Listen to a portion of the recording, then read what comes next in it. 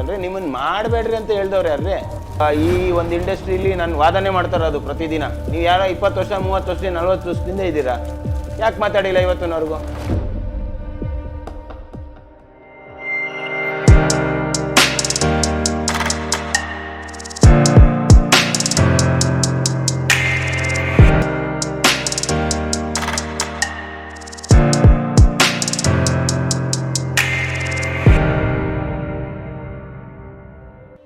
Legal ವಿಂಗಲ್ಲಿ ನಮ್ಮಲ್ಲಿ advocates ಇದ್ದಾರೆ. ಅದರಲ್ಲಿ ಇನ್ನು ಒಂದಷ್ಟು ಜನ ಪೆಟ್ ಓನರ್ಸ್ಗಳು ಅಡ್ವೊಕೇಟ್ಸು ಜಾಯ್ನ್ ಆಗ್ತಾ ಇದ್ದಾರೆ. ಅದರಲ್ಲಿ ಏನಂತಂದರೆ ಒಂದಷ್ಟು ಜನ ಅಡ್ವೈಸ್ ಕೊಡೋದಕ್ಕೆ ಅಂತಲೇ ಇರ್ತಾರೆ.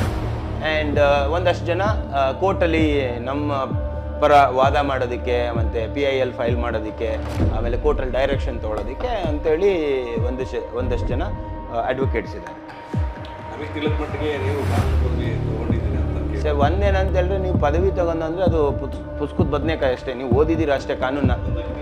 ಅಲ್ಲ ನಾನು ಒಂದೇನಂದರೆ ಇಲ್ಲಿ ಮಾಡ್ತಾ ಇರೋ ಕೆಲಸನೇ ಸಾಕಾಗಿದೆ. ತಿರ್ಗಾ ಇಲ್ಲೂ ಮಾಡಿ ಅಲ್ಲೂ ವಾದ ಮಾಡ್ತೀನಿ ಅಂದರೆ ಇಲ್ಲಿ ಫಸ್ಟ್ ಆಫ್ ಆಲು ಈ ಒಂದು ಇಂಡಸ್ಟ್ರೀಲಿ ನಾನು ವಾದನೆ ಮಾಡ್ತಾ ಇರೋದು ಪ್ರತಿದಿನ. ಸೊ ಕೇಳೋ ಪ್ರಶ್ನೆಗಳೇನು, ನೀವೇ ಯಾಕೆ ಮಾಡಬೇಕು ಅಂತೇಳಿ ನಿಮ್ಮನ್ನು ಮಾಡಬೇಡ್ರಿ ಅಂತ ಹೇಳ್ದವ್ರು ಯಾರ್ರಿ? ಅಲ್ವಾ? ನೀವು ಯಾರೋ 20 ವರ್ಷ 30 ವರ್ಷ 40 ವರ್ಷದಿಂದ ಇದ್ದೀರಾ, ಯಾಕೆ ಮಾತಾಡಿಲ್ಲ ಇವತ್ತಿನವರೆಗೂ? ಒಂದಷ್ಟು ಜನ ಅಂತೂ ಅವ್ರದ್ದೇ ಆದ ಸಣ್ಣ ಸಣ್ಣ ಸಂಘಟನೆಗಳು ಮಾಡ್ಕೊಂಡಿದ್ದಾರೆ. ಅದೇನೋ ಆವತ್ತಿನ ಟೈಮ್ಗೇನೋ ಒಂದು ಮೀಟಿಂಗ್ ಮಾಡ್ತಾರೆ, ಆವತ್ತಿನ ಟೈಮ್ಗೇನೋ ಒಂದು ಮಾತಾಡ್ತಾರೆ, ಆಮೇಲೆ ಮುಚ್ಚೋಗ್ತದೆ. Regular activity ಆಗಬೇಕಲ್ಲ.